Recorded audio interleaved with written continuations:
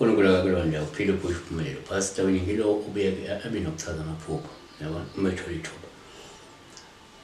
yiba umuntu omlaleli wechannel bayimember echannel uma member ke une membership ka 9 rand 30 rand 90 rand fona from 9 ntambama nakhona siyacela ukuthi abantu abasifonelayo akuba abantu abakuthokozelayo ukunikela kwi-channel abakubona kukuhle ukuthi bexhase i-channel benikele we understand that you need to give yabo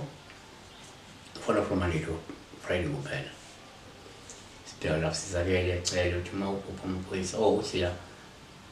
abe ngakubophi bethi azohlala la ngeke esahamba akabingelela kaceli ngala kwethu ayikho into elahlekayo ayikho into yophucayo noma ubile wacela wachaza ukuthi yakhe iphupho correctly abantu ke angakweleki impendulo so uyabicela ubingelele wenze nami thokoze ukukhuluma nawe I do this video just for abantu abamambi channel abangayidinga le mpendulo ngaloko bengeke ngiyenza amaphoyisa cops police. You may dream of them saying, "Yes, is we're no longer moving out, is so afika kahle afaka isizohlala kwakho masahambi sonake sinakusho one kuyenzeka kumupha amaphoyisa ubuphawu uhlumethi ke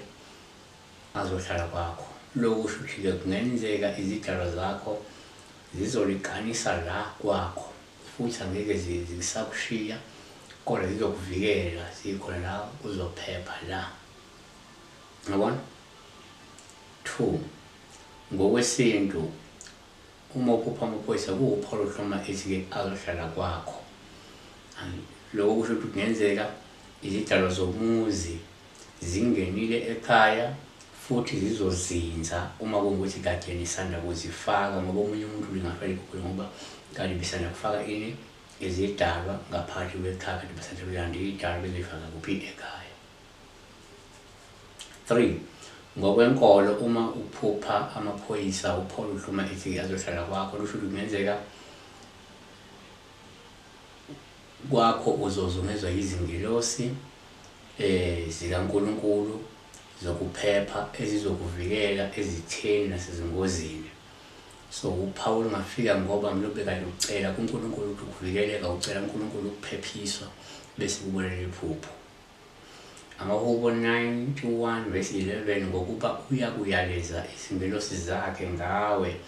zizokulondoloza izindleni zakho zonke. NgokaLuka 4 verse 10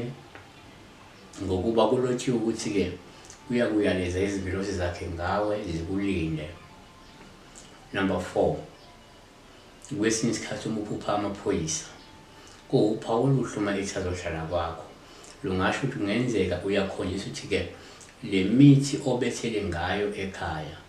iyasebenza futhi izoqinisekisa ukuphepha kwakho nokuvikela kwakho ngoba omunye umuntu lingafela kubeli kade sanda kubethela kasanda kubiyela umuzi wakhe uma ekade ubiyela umuzi ngemithi kade ubethela ngemithi bese iphupha ke sekulamaphoyisa athi asizohlala ukuthi ke lezi ikhonkwane oyifakile zizosebenza